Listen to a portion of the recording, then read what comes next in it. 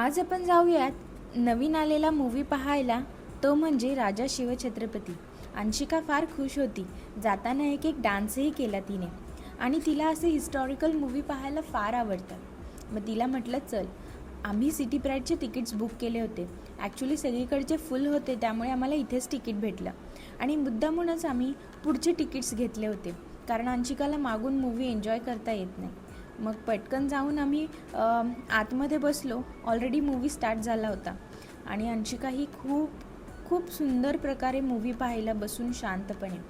या मूवीमार्फत ना सगळे कलाकार एकत्र आले आणि त्यांनी आपली संस्कृती, आपली मराठी भाषा जपण्याचा खूप प्रयत्न केला.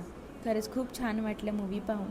घरी आल्यावर अंशिका मामीसोबत स्विमिंगला गेली आणि रात्री थोडंसं प्लेग्राऊंड खेळून आम्ही आमचा दिवस संपवला.